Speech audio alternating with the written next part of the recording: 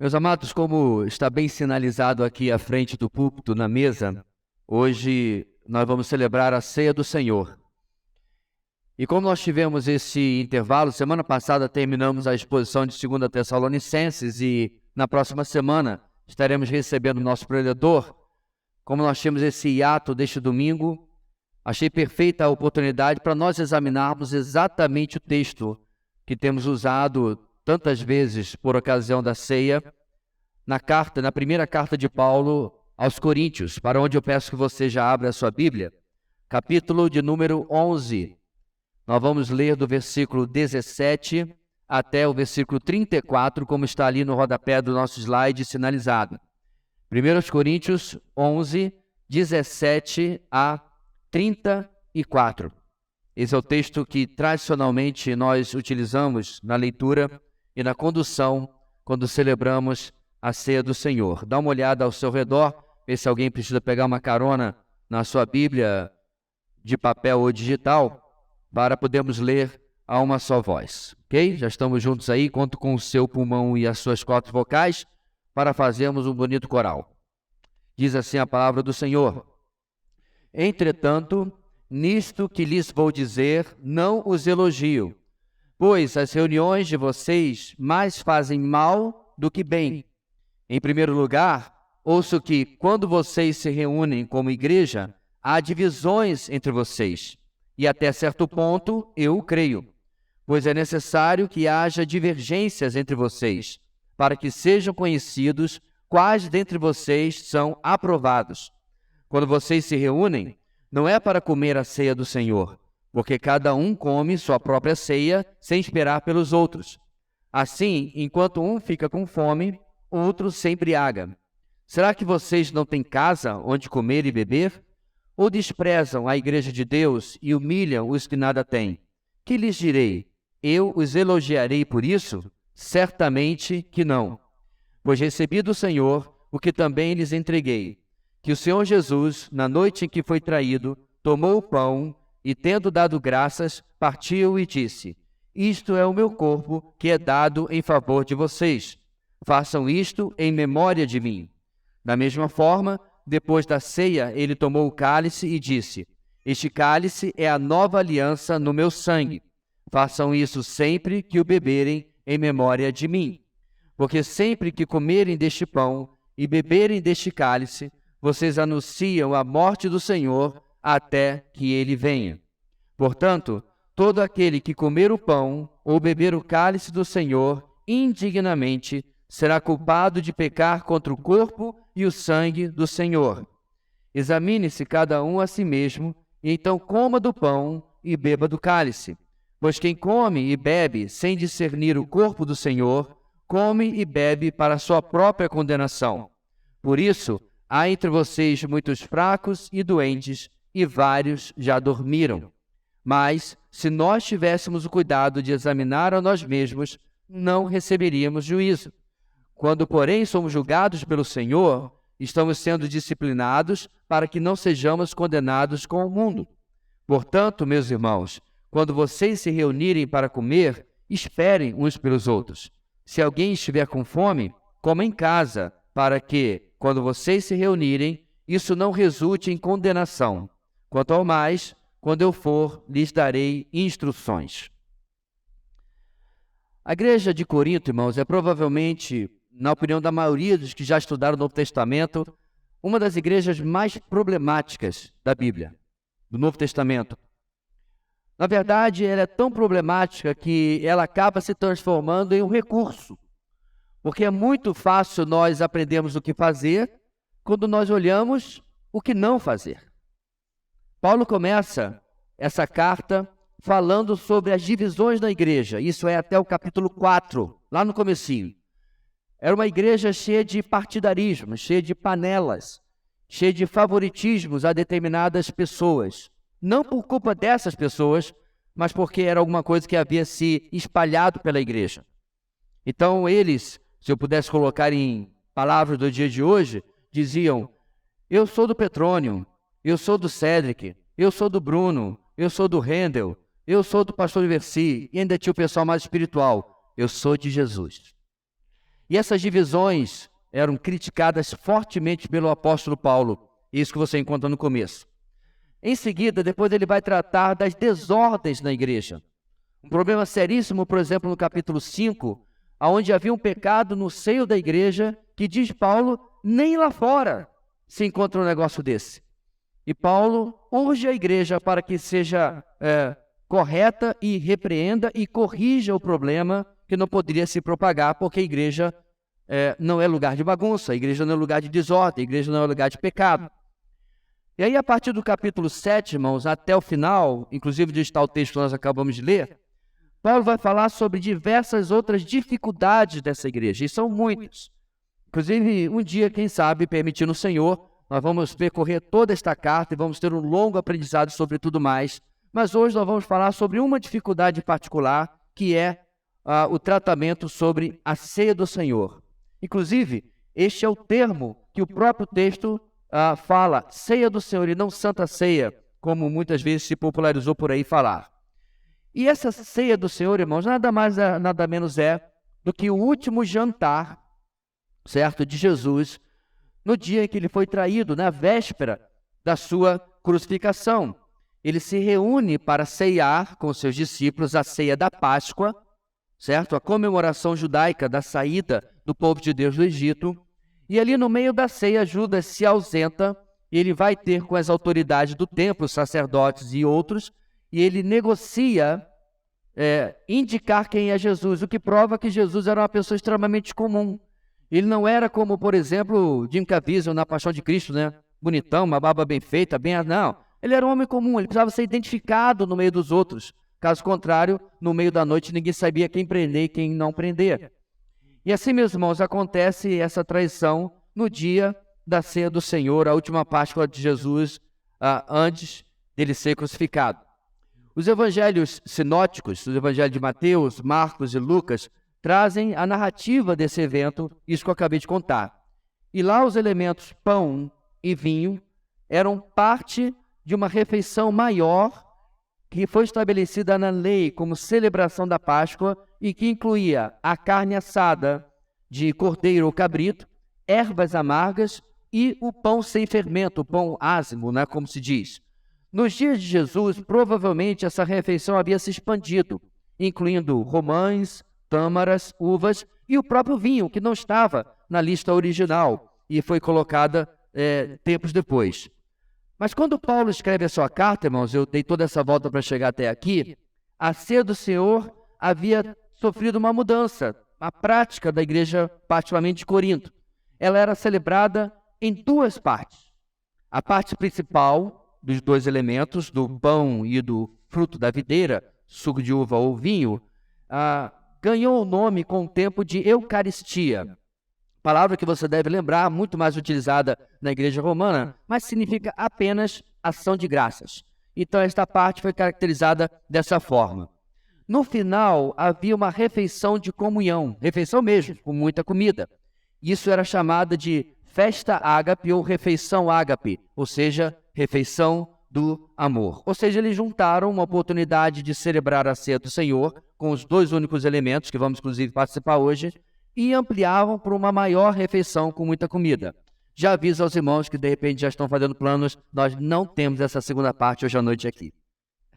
Mas se você quiser me convidar para um restaurante depois, eu estou com a minha agenda completamente livre. Bem, e aqui reside, meus irmãos, nesta refeição do amor, aqui está o problema de Corinto. Na verdade, os dois problemas de Corinto. Primeiro, essa refeição do amor havia se tornado uma ocasião que era marcada pela autoindulgência em lugar do amor. Desculpe a redundância, do amor altruísta. Além disso, havia pouca compreensão, em segundo lugar, da gravidade, da profundidade, da seriedade da ceia, quanto aos seus objetivos, quanto ao padrão bíblico que eles haviam recebido. Ou seja, o que Paulo está falando para eles aqui não é um ensino novo. Paulo não está escrevendo o capítulo 11, dizendo para eles alguma coisa que eles não sabiam. Ele está relembrando aos coríntios, assim como ele havia feito em outras ocasiões nesta carta, coisas que eles já tinham aprendido. Inclusive, nós falamos isso na nossa EBD, esta primeira carta que nós temos, irmão, não é a primeira carta que Paulo escreve aos Coríntios. Existia uma carta anterior, vamos chamar de 0 aos Coríntios, né? Que não se preservou. Nós não temos esta carta. E é por isso que esta aqui é chamada primeira. Ou seja, Paulo já vinha conversando pessoalmente e por correspondência, instruindo esta igreja como ela deveria proceder. Bem, com o passar do tempo, irmãos, as refeições de comunhão, a refeição ágape do amor e a ceia foram separadas, talvez em uma tentativa de não repetir os erros que aconteciam em Corinto.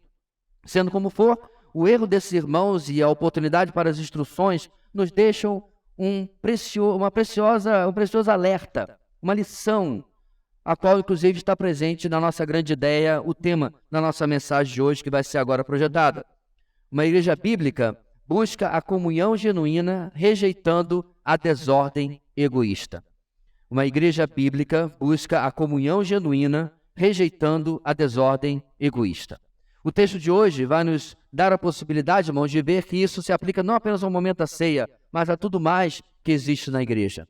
A igreja não é feita para pequenos grupos, não no sentido que nós usamos aqui os grupos de vida, mas para facções, vamos chamar assim, para partidarismo. A igreja é um corpo, a igreja é uma unidade e que está toda ela de forma igual debaixo de Cristo. Inclusive, é muito perigoso como se desenvolveu, depois de muitos anos, aquilo que a Reforma tentou combater, a criação de castas ou de classes dentro da igreja. Então, muitas vezes, inclusive na igreja evangélica, o que não deveria acontecer, como eu disse, porque somos herdeiros da Reforma, aquilo que a palavra de Deus planifica e coloca todos nós juntos no corpo de Cristo, se criou uma classe separada de pastores e missionários, etc., como se fosse de alguma forma especial, de alguma forma melhores, vamos chamar assim, no meio da igreja. Isso simplesmente não é bíblico, isso simplesmente não é verdade. Função não é igual a valor. Função, na verdade, irmãos, traz muito mais responsabilidade do que quaisquer que sejam os privilégios. Nós vamos dividir o nosso texto hoje, irmãos, para caminhar por ele. Eu peço que você deixe a sua Bíblia aberta e acompanhe a partir do versículo 17, passo a passo. Nós vamos dividir o nosso texto em duas partes. A primeira parte um pouco menor e a segunda um pouco mais detalhada sobre o que é que Paulo nos ensina nesse texto. Em primeiro lugar, irmãos, do versículo 17 ao 22, uma igreja bíblica não permite segregação em seu meio. Uma igreja bíblica não permite segregação em seu meio. Nessa longa lista de problemas, meus irmãos, como eu falei, aqui está mais um na igreja de Corinto, o mau uso da ceia do Senhor. Mas reparem, irmãos, que nem tudo estava errado nessa igreja. No verso 17, Paulo começa dizendo que nisso que ele iria tratar agora, ele não podia elogiar os coríntios. Mas a razão que ele fala isso, irmãos, é que porque no começo deste capítulo, se você for lá no versículo 1, Paulo exatamente está elogiando essa igreja em outro assunto. Eles haviam procedido de maneira correta sobre o papel das mulheres no culto. Esse é um assunto extremamente interessante, mas nós não temos tempo de abordar isso, é apenas para mostrar que nem tudo estava perdido. Paulo começa o capítulo 11 elogiando esta igreja e relembrando o que ele estava fazendo certo. E aí sim, quando chega no versículo 17, ele diz, mas nesse outro lado, nessa outra questão, eu não posso lhes elogiar. E aí ele começa a falar sobre o texto, sobre a ceia. Mas o contexto anterior, irmão, serve, como foi dito, para sabermos que em outras questões essa igreja, sim, era digna de elogio, porém não agora. Paulo não irá passar a mão na cabeça, já que havia outros acertos. Ele vai endereçar um problema. Ele irá tratar o erro, porque, diz o texto, as reuniões deles mais faziam mal do que bem. Isso é uma coisa surpreendente, porque, irmãos, o ajuntamento dos filhos de Deus, como nós estamos aqui esta noite, deve ser sempre um momento de bênção, de edificação, de refrigério, um momento de alegria. Por outro lado, havia se transformado em uma ameaça para a saúde espiritual daquela igreja. Por quê? Porque eles haviam abandonado o padrão que Deus lhes havia dado, no caso deles, diretamente através do apóstolo Paulo e outros homens que haviam passado por lá. No verso 18, Paulo já inicia declarando que havia divisões entre eles, em uma celebração que tinha, inclusive, como objetivo gerar unidade, mas criou-se divisão. Nós não sabemos, irmãos, se essas divisões que ele trata aqui no começo do nosso texto, no capítulo, versículo 18, tem relação com os partidaísmos que eu mencionei lá no começo, no capítulo 1. Deixa eu ler o texto para vocês, para lembrar o que eles falam lá, e eu fiz uma paráfrase, né? Adaptando aos nossos irmãos aqui da igreja. Lá no capítulo 1, Paulo diz o seguinte: irmãos, em nome de nosso Senhor Jesus Cristo, suplico a todos vocês que concordem uns com os outros no que falam, para que não haja divisões entre vocês. Antes, que todos estejam unidos num só pensamento e num só parecer. Meus irmãos, fui informado por alguns da casa de Cloe de que há divisões entre vocês. Com isso, quero dizer que alguns de vocês afirmam: eu sou de Paulo, ou eu sou de Apolo, ou eu sou de Pedro, ou ainda, eu sou de Cristo. Isso é 1 Coríntios 1, 10 a 12. Ou seja, irmãos, essas divisões eram por preferência de meros líderes humanos. Na sequência do texto, você pode verificar depois, Paulo vai deixar claro quem é Paulo, quem é Pedro. Apenas homens por meio de quais vocês creram. É interessante, irmãos, que é normal e até louvável que a gente se admire de pessoas que são bênção na nossa vida. Essa semana perdemos um homem de Deus, claro, falível, com problemas, e eu até tenho algumas discordâncias de alguns pensamentos dele, mas que foi um homem admirável. Então, entender isso não significa que a gente vai colocá-lo em um pedestal, em um patamar, que criasse divisões entre as pessoas, que é exatamente o que estava acontecendo aqui.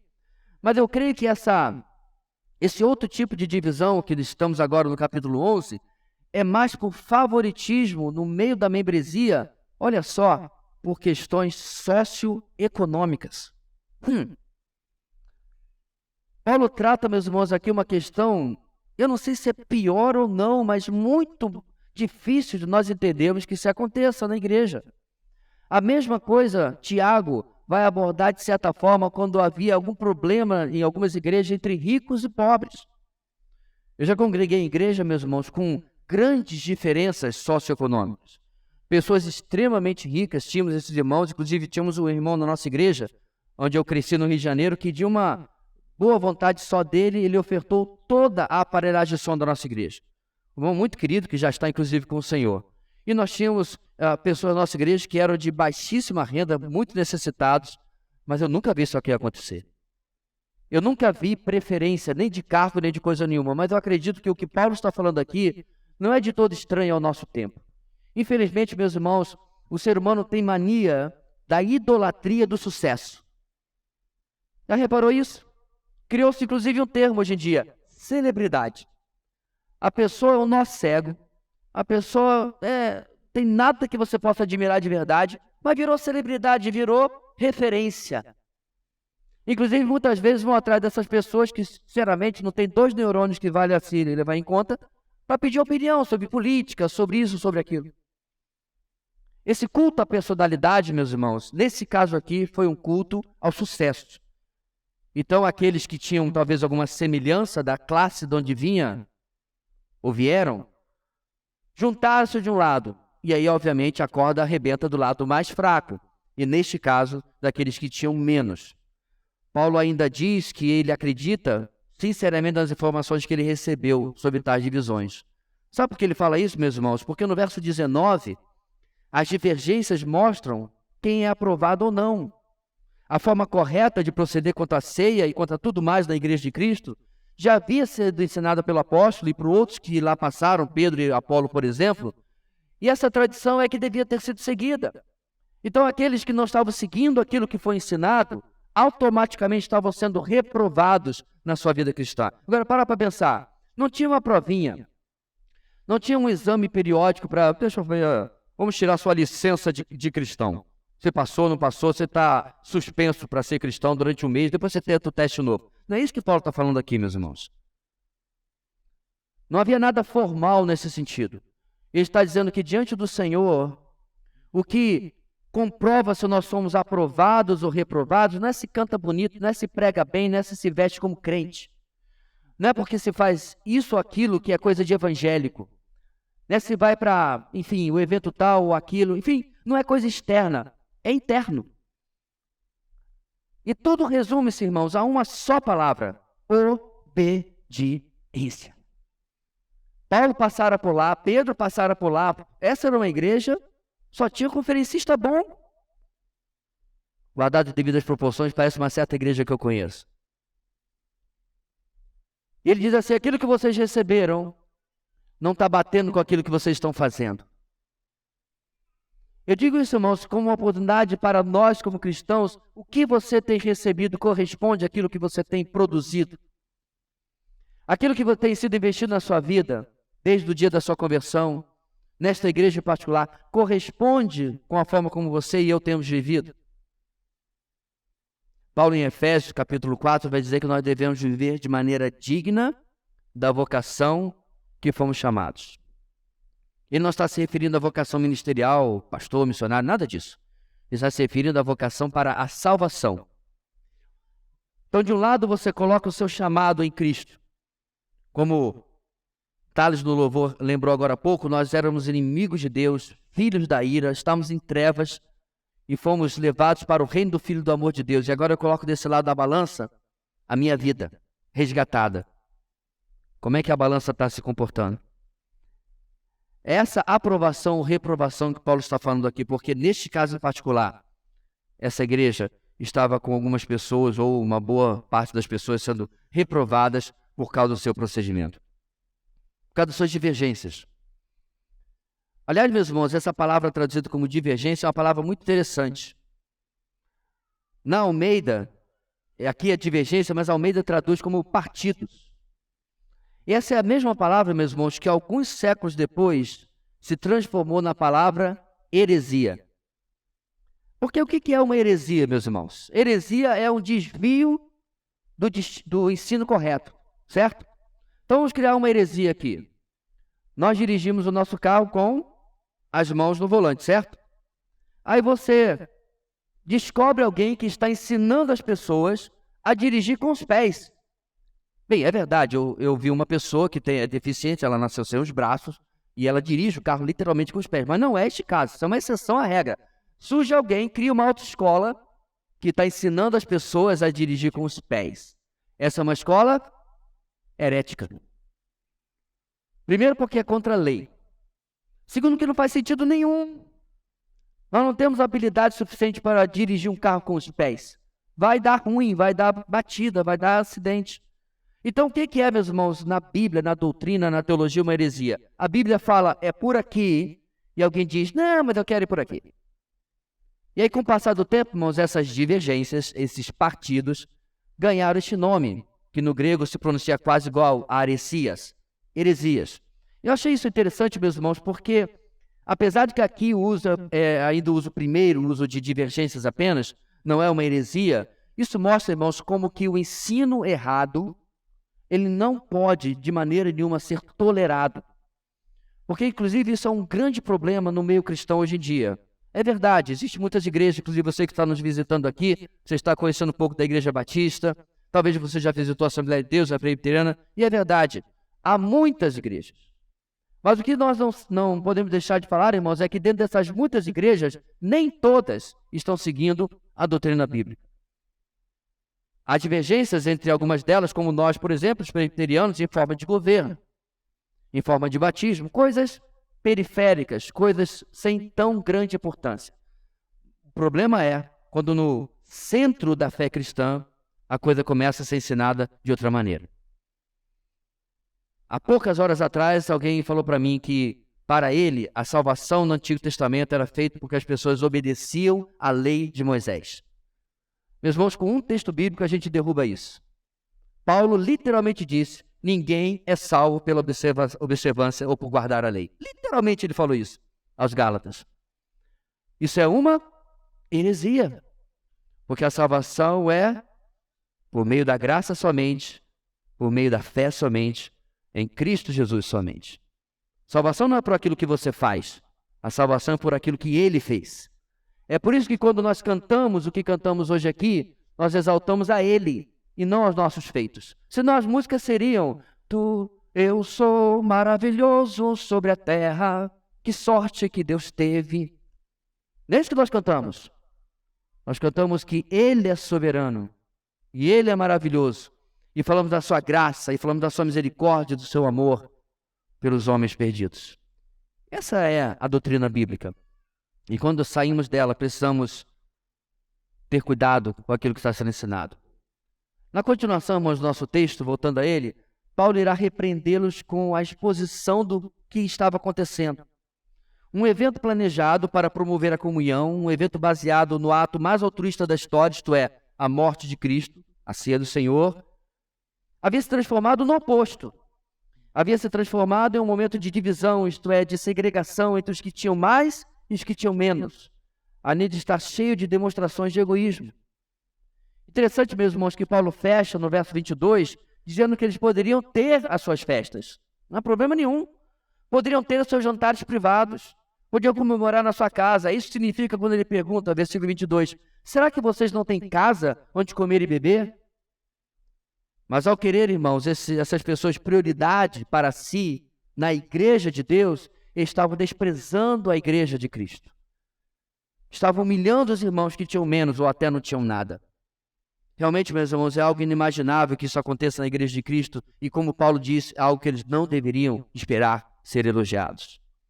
Na sequência, Paulo desvia o foco da refeição e ele vai se concentrar agora na ceia do Senhor. Mas antes de nós entrarmos nisso, nós vemos dias, meus irmãos, em que tem se combatido todo tipo de preconceito. Isso é correto. Até se exagera um pouquinho. Nós vemos em dias onde a coisa ficou chata, né? Por exemplo, essa semana, algumas semanas atrás, eu comi um bolo afrodescendente com problemas psicológicos. Porque o nome dele não pode falar mais. Tudo virou preconceito. Tudo virou... É um mundo chato que a gente vive hoje. Eu cresci sendo filé de borboleta, mas hoje em dia, uma criança chega em casa, estão me botando apelido. É um mimimi, é um chororô, é uma coisa... Eu não estou desprezando, irmãos, a existência, a realidade do bullying, mas está feia a coisa, está. Desculpe se você não concorda. Mas a parte disso, irmãos, o combate ao preconceito é legítimo, é necessário. Mas o que me surpreende, irmãos, é quando eu e você descobrimos algum tipo de, vamos chamar, resistência dentro do nosso coração. Talvez não seja por causa da cor da pele. Talvez, inclusive, não seja pela questão que está acontecendo aqui em Corinto, socioeconômica. Mas não importa qual seja, meus irmãos, não há sentido de um coração renascido, um coração onde Cristo habita, em que ele tenha absolutamente nenhuma reserva contra absolutamente nenhum irmão. Eu nunca percebi isso em nossa igreja, mas eu quero crer em Cristo que isso nunca também tenha acontecido em nossa igreja. Mas nós precisamos examinar o nosso coração, irmãos, se nós temos um coração realmente amoroso e que abraça todas as pessoas. Agora, vamos aumentar o desafio e as pessoas de fora. Com certeza você tem pessoas que são desagradáveis no seu convívio. É verdade, o texto aqui está falando do círculo dos irmãos dentro da igreja, ok. Mas nós podemos expandir, irmãos, e pensar, será que eu não sou preconceituoso para com determinadas pessoas porque eu simplesmente não gosto do jeitão delas, dos maneirismos delas? E eu compreendo você. Eu já tive um colega de trabalho que ele era chato elevado à 10ª potência. Conhece essa pessoa? Aquela pessoa que você vai no corredor e você encontra ou você volta, porque você não quer. Mas às vezes, meus irmãos, nós não sabemos a história das pessoas. Não sabemos aquilo que elas passaram. Uma outra pessoa em particular que eu tive na minha adolescência, trabalhamos juntos no banco, com mais tempo eu descobri que ele era um rapaz extremamente sozinho, solitário. Pai e mãe moravam na mesma casa, mas era a mesma coisa que não morassem. Ou seja, meus irmãos, o preconceito geralmente, ou a resistência, se você quiser usar um termo menos ofensivo, ele parte do princípio de que eu não ando nos sapatos do outro, não me coloco no lugar do outro, para compreender as lutas, as dificuldades que o outro já enfrentou. E eu começo a não entender e não consigo reagir da maneira correta. Durante a Segunda Guerra Mundial, um sociólogo alemão que não tinha cabelo loiro, não tinha olhos claros, usou, antes de a coisa ficar realmente feia, uma estrela na lapela do seu terno. Se você lembra bem, os nazistas começaram a obrigar os judeus que andassem com uma identificação de uma estrela de Davi amarela escrito Juden, judeu. E esse sociólogo alemão botou roupas mais simples, era uma pessoa muito rica, e fez um teste durante alguns dias andando, e ele experimentou o preconceito que muitos da sua própria nacionalidade estavam agora, detalhe, contra outros da mesma nacionalidade, apesar de serem judeus, tinham nascido na Alemanha. Colocar-se no lugar do outro, irmãos, é uma experiência tremenda para nós entendermos às vezes o que as pessoas estão passando. Principalmente, eis aqui o pulo do gato, quando essa pessoa não tem a pessoa de Cristo dentro de si. Às vezes nós esperamos de pessoas que não passaram pela transformação do Evangelho coisas que nem nós estamos fazendo, mesmo tendo conhecido o Senhor. Todas essas questões, irmãos, podem ser levantadas aqui, mas nós vamos voltar para o nosso foco, que é o que Paulo faz. E ele deixa de lado a refeição do amor. E ele se concentra no que realmente era o assunto, a ceia do Senhor. Isto é, os dois elementos que a representavam na verdade, o pão e o fruto da vide. Nisso, meus irmãos, Paulo está dizendo, vocês focaram no que não foi ordenado. Corromperam isso e comprometeram de passagem aquilo que de fato foi ordenado. Ou seja, a ceia do Senhor. O Senhor nunca havia ordenado refeição ágape, mas o que o Senhor havia ordenado, eles haviam deixado de lado. E ele leva, então, irmãos, a igreja ao que, como eu disse, realmente importa. Depois de tudo isso, ele vai retornar de novo à refeição ágape, a refeição do amor, com base naquilo que a ceia nos ensina. E aí está o nosso segundo ponto, do versículo 23 até o final do nosso texto. Uma igreja bíblica segue o padrão bíblico em sua convivência. Nós não inventamos, nós não emprestamos do mundo, não emprestamos de nós mesmos, nós seguimos aquilo que a palavra de Deus nos ensina quando fazemos e quando vivemos como igreja. Porque todo ajuntamento humano, irmãos, ele não sobrevive sem regras de engajamento, sem regras de relacionamento. E a igreja de Cristo não é uma exceção. Com certeza, você tem normas de procedimento no seu trabalho. Você tem normas de como a sua família funciona.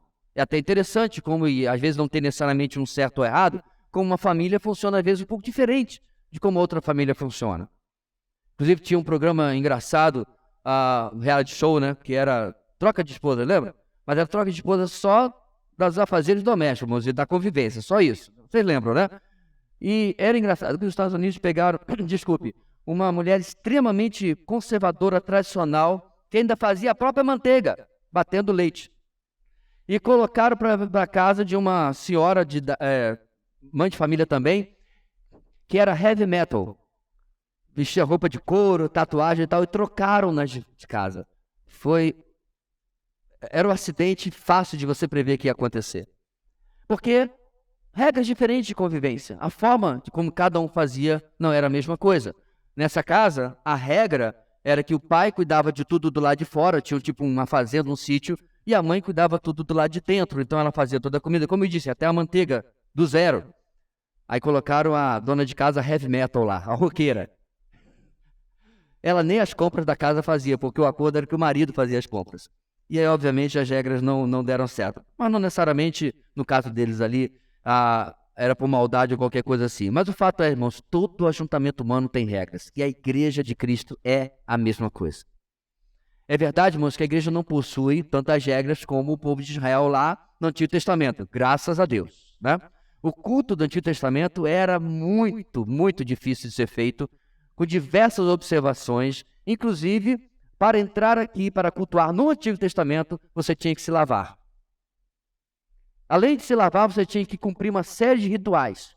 E você tinha que trazer o pobre do animal para ser, né, oferecido, para ser sacrificado. Nada disso existe hoje, temos uma situação muito melhor. Porém, no pouco que temos, irmãos, nós não podemos transigir, nós não podemos negociar. Em sua grande maioria, irmãos, os princípios que nós temos, são princípios, não regrinhas. Princípios que regem como a igreja funciona. Por exemplo, por que nós não temos aqui, enquanto nós estamos cantando, umas dançarinas aqui atrás, né? Fazendo uns passinhos e tal, enquanto o pessoal está cantando? Porque isso não tem na Bíblia. Isso não é adoração, isso não é culto. Pastor, mas eu fui numa igreja? Pois é. O pessoal fica inventando moda, copiando as coisas da sociedade e querendo colocar dentro da igreja. Agora a moda que está se criando por aí é a mensagem stand-up comedy em dueto, em dupla. Dois caras ficam lá conversando e um faz uma piada, outro faz a outra, e no meio disso aí supostamente sai uma mensagem. Você vira, mexe, irmãos, do Antigo Testamento até o final do Novo Testamento, você não encontra nenhuma única vez isso acontecendo. Você encontra um homem proclamando a palavra por aquilo que a palavra de Deus está realmente ensinando, está realmente falando. Ou seja, existem princípios que devem ser obedecidos. E esses princípios, irmãos, estão dentro do nosso segundo ponto, desse padrão bíblico. Eu quero começar pela letra A. Nesse texto, um dos princípios do padrão de Deus para nós é o seguinte: relembre a centralidade da obra de Cristo. É tudo por Ele. Por isso que, meus irmãos, nesse texto, versículo 23 até o versículo 26, nada do que nós fazemos vem dos homens. Paulo passa o que ele recebeu de Cristo. Vem do Senhor. A ceia, irmãos, é um perfeito exemplo de como Cristo está no centro do nosso culto. Tudo é por causa dele. Regras e doutrinas de homens são falhas, mas não aquilo que ele nos entregou. E é isso que Paulo começa aqui. Eu lhes entreguei o que recebi do Senhor. Eu não inventei nada, não é meu. O que vocês estão deixando de fazer, vocês estão desobedecendo ao Senhor e não a mim. E Paulo começa a mostrar a eles como eles precisam voltar para a centralidade daquilo que Cristo ensinou e daquilo que Cristo fez. Em todo o resto desse texto, irmãos, tudo é a respeito de Cristo. Ele fala da traição de Cristo, fala das palavras de Jesus. O simbolismo que tem no texto aponta para o corpo e o sangue de Cristo. A ceia é a respeito dele, a ceia é em memória dele. A ceia aponta, meus irmãos, primeiro para o passado. Mas qual passado? Adivinha só? Dele, para a cruz, para como os nossos pecados foram colocados sobre ele, para o sangue da nova aliança. Nova aliança que havia sido prometida no Antigo Testamento pelos profetas Ezequiel e Jeremias. Tudo gira em torno daquele que cumpriu tais profecias e tais promessas. A nova aliança firmada no novo nascimento que só é possível quando eu e você conhecemos a Jesus. Meus irmãos, é extremamente importante que uma igreja cristã jamais abandone a centralidade da pessoa e da obra de Cristo no nosso meio, no que cantamos, no que ensinamos, no que cremos, no que fazemos.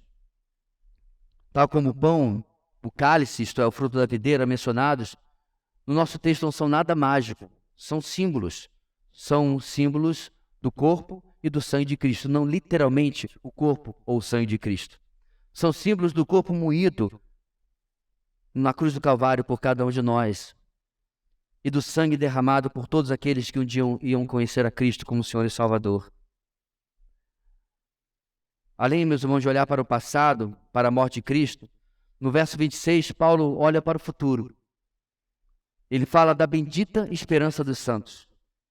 Algo, meus irmãos, inclusive, que é recorrente, que acontece várias e várias vezes em todo o Novo Testamento, especialmente nos escritos de Paulo. Nós vimos isso de forma abundante nas exposições que tivemos agora há pouco, de 1º e 2º Tessalonicenses, inclusive esta terminamos domingo passado. Aqui mesmo em 1 Coríntios, irmãos, Paulo vai dedicar um capítulo inteiro, e não é um capítulo pequeno, 58 versículos tem o capítulo 15. Qual é o tema? Ele vai comprovar e defender que Cristo de fato ressuscitou fisicamente e nós também ressuscitaremos fisicamente. Este é o Evangelho, que a morte dele e a ressurreição é o prenúncio daquilo que vai acontecer com todos aqueles que confiarem e colocarem a sua fé em Cristo Jesus. E além da morte do Senhor, irmãos, tudo isso se refere ao Evangelho, às boas novas de Cristo. E nós anunciamos, diz o texto, tem prazo, até que ele venha. Como eu sempre digo, irmãos, hoje pode ser a nossa última ceia. Como eu sempre digo, irmãos, hoje pode ser a nossa última ceia. Ah, agora vocês pegaram a deixa. Glória a Deus. Porque o texto diz claramente, tem prazo de validade, até que ele venha. Quem gostaria que hoje fosse a última ceia da nossa vida? Amém? Que bênção que seria. Mas se não for, nós continuamos em frente, seguindo os padrões que ele nos deixou. Porque tem um segundo aspecto desse padrão bíblico que ele coloca nesse texto. Letra B. Reafirme a disciplina no meio da igreja. Versículos 27 a 32. Pastor, mas essa parte não é muito boa não. Pois é. A primeira parte é até muito gostosa, né? Muito aprazível. Relembre a centralidade da obra de Cristo. Joia, vamos falar de Jesus. Mas tem um problema, irmãos. A ceia também é um alerta para o nosso autoexame. A ceia é um alerta para olharmos para nós mesmos.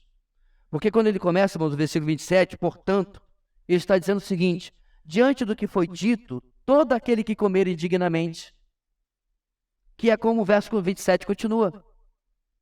Comer indignamente, irmãos, começa por comer sem a compreensão da centralidade da pessoa de Cristo no meio de tudo isso. Porque você acha que aquelas pessoas que não estavam desprezando os outros, comendo mais e não deixando nada para os outros, estavam lembrando de Cristo? De maneira alguma. Estavam desprezando a obra do Senhor. Mas Paulo se referia também aqui, irmãos, à desordem, ao egoísmo que ficava patente nessa refeição do amor, que era totalmente desprovida de verdadeiro amor. Muito pelo contrário.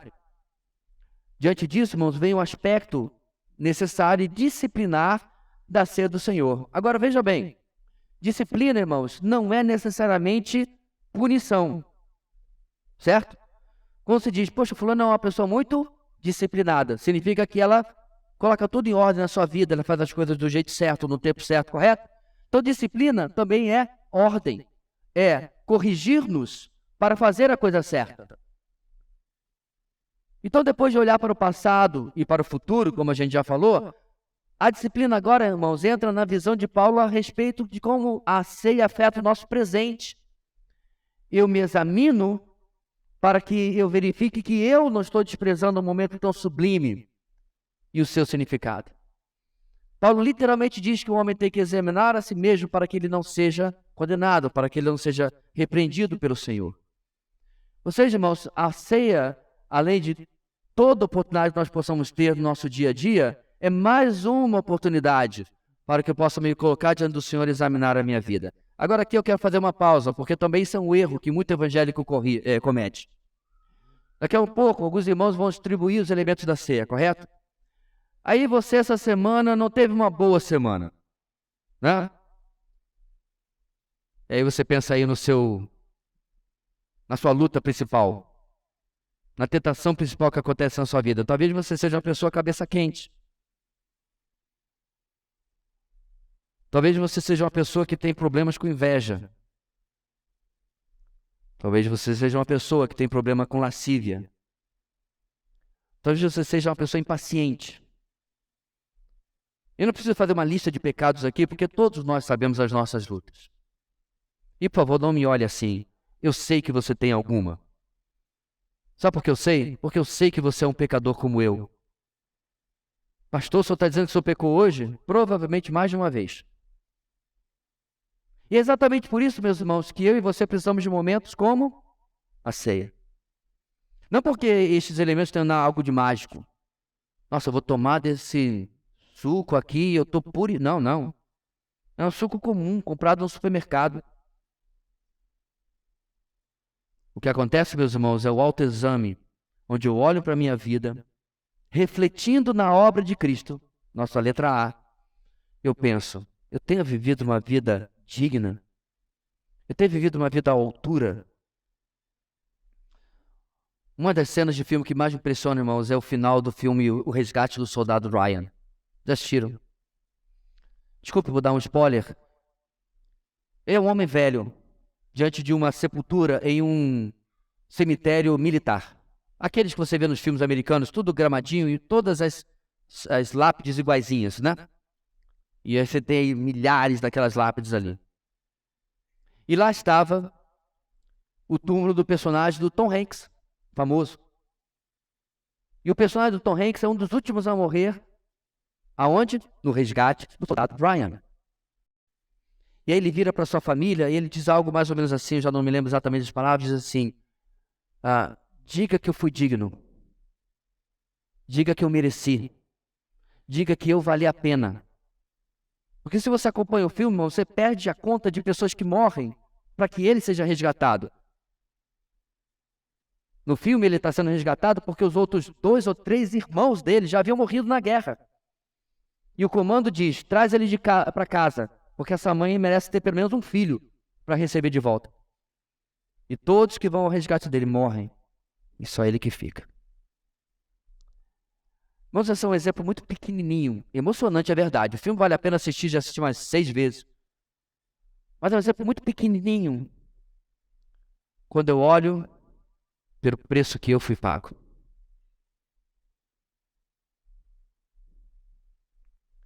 Quando eu olho para o que foi feito por mim. E aí eu preciso olhar para mim e dizer assim, vale a pena viver essa minha vidinha do jeito que eu estou vivendo, em lugar de ver para Ele, em lugar de ver para Cristo? Porque eu aviso, meus irmãos, os versos 29 e 30 é um aviso claro. A falta de cuidado consigo mesmo, de ver uma vida digna, o desprezo por aquilo que o Senhor nos deixou para a sua igreja, já estava trazendo consequências para a igreja de Corinto. Alguns estavam doentes e outros já haviam, ele usa o termo, adormecido. Esse é um eufemismo, irmãos. Eles tinham morrido. Então, Paulo, como apóstolo, identifica que há algumas disciplinas acontecendo nesta igreja porque eles estavam bagunçando com a fé do Senhor, bagunçando com a vida do Senhor, com aquilo que ele havia deixado. Paulo, então, irmãos, deixa um vislumbre de como a disciplina de Deus é, apesar de tudo isso, versículos 31 e 32, algo bom. Como assim, pastor? Disciplina é algo bom? É. A minha avó costuma dizer o seguinte, minha avó teve 10 filhos. Minha avó da época da varinha, né? Não tinha nem a havaiana não, era a varinha mesmo. A havaiana ainda é bom, perto da varinha de goiabeira. E minha avó falava o seguinte, ó, todos apanharam. Irmãos, porque há 30 anos atrás já vinha essa conversinha de que você não pode levantar a mão para a criança, né? É espancamento. Pois é, não é de agora não, sabe? Essa coisinha já começou há bastante tempo. Aí minha avó falava assim, todos apanharam, e adivinha só, saiu tudo a gente, não tem nenhum bicho. Dona Maria Viana, assina embaixo. E não tinha nenhum revoltado. Muito pelo contrário, até o último dia da sua vida, 94 anos de idade, minha avó viveu com os filhos ao redor. As filhas, em particular, se revezando para cuidar dela, noite após noite. E os filhos constantemente indo lá e visitando, e toda ocasião era para se reunir ainda na casa da vovó, para estarmos juntos. Por que eu estou destacando isso aqui, meus irmãos? Porque a disciplina é algo bom. Eu concordo, particularmente da questão de pais e mães, alguns ainda não aprenderam como é realmente a disciplina bíblica, como é a disciplina correta, que realmente muda o coração de uma criança. Mas quando é o nosso Deus, irmãos, Deus não dá variada fora da dose. Deus não disciplina fora da dose. Paulo, primeiro, irmão, diz que a disciplina é bom porque ela começa com um autoexame. E é assim que, se nós fizermos, nós crescemos e venceremos o pecado em nossas vidas. Mas de quebra, quando nós atentamos à disciplina na nossa vida, versículo 31, nós não vamos receber o juízo de Deus. Ou seja, irmãos, o autoexame que Deus está nos dando em ocasiões como a ceia, ou a qualquer momento que você está na presença de Deus, a consciência do pecado, tarefa do Espírito Santo da nossa vida, é porque Deus quer nos impedir de sofrer. Quer impedir que nós possamos sofrer o juízo, o castigo. É como nós fazemos com nossos filhos. Porque se nós quiséssemos, irmãos, que nossos filhos fossem castigados, a gente não avisava, não é verdade? A gente nunca diria, filho, não faz isso. Se você fizer, papai vai lhe disciplinar. Não, a gente fica esperando. Não, a gente não faz isso. Nosso Deus também não faz. Ele nos dá oportunidade, traz oportunidade, irmãos. A ceia é um caso, mas quantas vezes Ele manda irmãos, mensagens, outros meios para que nós possamos, irmãos, quebrantar o nosso coração e, dobrar a nossa cerviz, baixar a crista, nos quebrantar na presença dEle. A disciplina também, irmãos, é algo sempre bom, porque, segundo o texto, nos diferencia do mundo. O mundo vai ser condenado, infelizmente, porque tem rejeitado a verdade. Mas aquele, meus irmãos, que dobra o seu coração e se quebranta diante do Senhor, se hoje você ouve a voz do Senhor e se quebranta, você é recebido e você não é disciplinado. Para terminar o nosso texto, irmãos, qual é a última parte do padrão que Paulo nos traz aqui? Reforce a comunhão do corpo de Cristo. Repare que depois de todos esses textos ele ficaram em cima apenas da ceia, no final, versículo 33 e 34, portanto, ele volta à refeição do amor. O problema não era a refeição do amor. Bora comer junto. Bora estar junto. Maravilhoso. Mas agora vamos fazer da forma certa. Vamos fazer do jeito certo. Então, diante dos ensinamentos da ceia, o problema original retorna ao foco de Paulo. Se os crentes compreendêssemos o significado sublime de algo simples como o pão e o fruto da videira, irmãos, eles entenderiam como precisavam de ter autocontrole, seriam autodisciplinados e seria mais fácil eles esperarem a refeição ágape, esperar na refeição ágape pelos demais irmãos e compartilhar a refeição. O que Paulo está dizendo aqui, meus irmãos, é que a lição da ceia é tão óbvia, é tão maravilhosa. Aquele que tinha absolutamente tudo tornou-se como nós para dividir conosco o que nós não tínhamos, a vida eterna. E agora vocês estão sonegando e sendo egoístas com comida?